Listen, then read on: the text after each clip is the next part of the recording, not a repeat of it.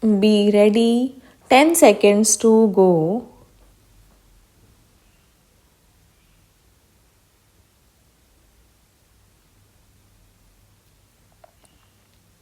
Start.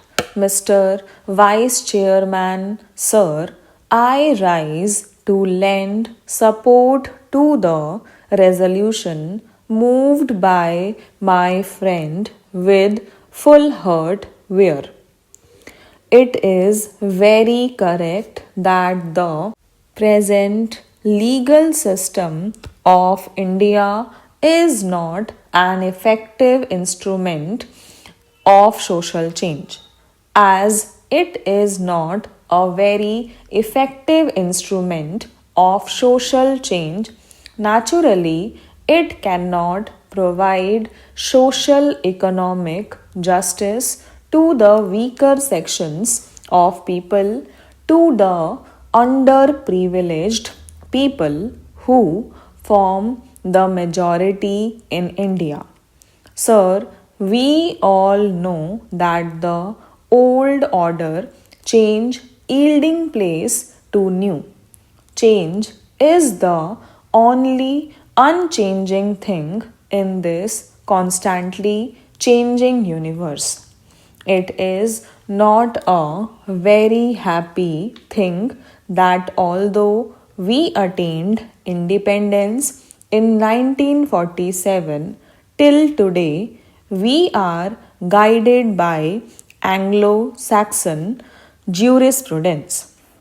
We all know that India is a socialist country and goal of socialism has also been embedded in our constitution.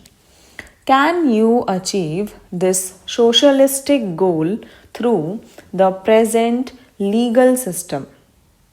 This is my question. I am sure none can give an affirmative answer. It is a very common complaint among the poor sections of the people of India, the downtrodden masses, the toiling masses, the people who cannot pay for costly litigation, that they are very scared of going to the court. First, they are ignorant, then, they have no money, they are very poor. The court of law for them is a sort of jigsaw puzzle. Whenever they go to a court to fight out a case for the redressal of their grievances, they always have the psychological fear. What is that fear? What is the use of going to the court? If I go to the court to fight out a case, for it will take 3 years to 10 years or maybe 20 years. Who knows? So, this inordinate delay in the dispensation of justice is a great hurdle for the poor people who cannot fight our costly cases. And even when they go to the court, the poorer sections of people have to pay high fees to the lawyers. In the process, they lose all their property, lock, stock, and barrel, and whatever they already have. There is a very interesting story. Two poor people were fighting out a case in the court over land. They had been paying fees to the lawyers for a long time. If a man gets justice after 20 years, what is the use of this? Now, as far back as 1928, Pandit Motilal Nehru laid great emphasis on judicial reforms, and in the 50 also the chip of the old block, Pandit Jawaharlal Nehru, harped on the same string. Now, when people go to the court day after day, they have to wait. And why? Because some of the people do not know the actual procedures.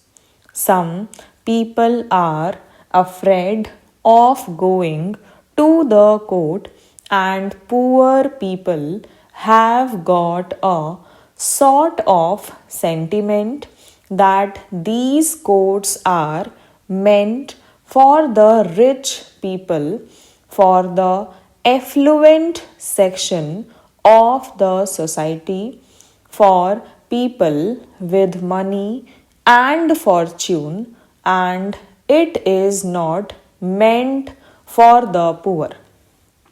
If we introduce this sort of judicial reforms by appointing a commission by which this sort of misgivings and apprehensions are totally removed, the minds of the poor people of India, the earlier is done, the better it is for our country. Now, when we speak in terms of separation of powers of the executive, the legislature, and the judiciary, all the pundits and all the scholars take part in this sort of discussion and debates, and all of them lay great emphasis on the separation of the judiciary from the other two. There is a great reason behind it. It is very important to know that the judiciary must be kept separate from the executive and the legislature. But the judiciary must be free not in words but in reality. The judiciary has got to be free. Now, our beloved Prime Minister has introduced the One New program.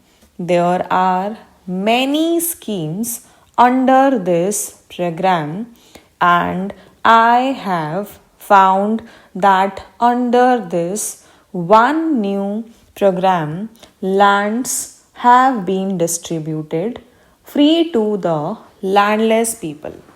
But what happened the moment the new regime came?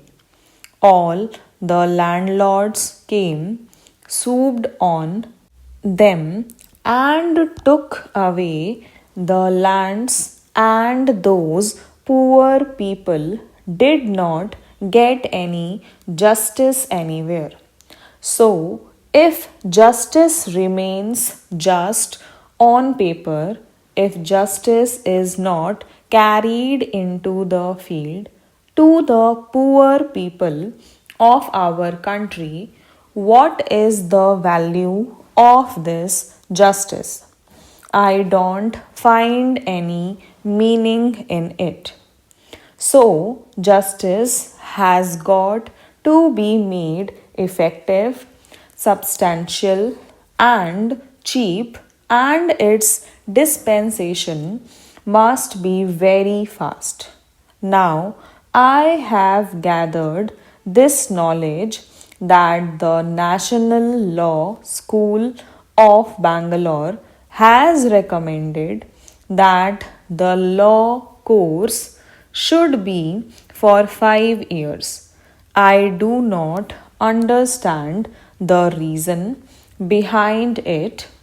5 years is a very long time, and most of the poor parents cannot afford to defray the educational expenses of their sons and daughters who will have to pursue their studies for 5 long years.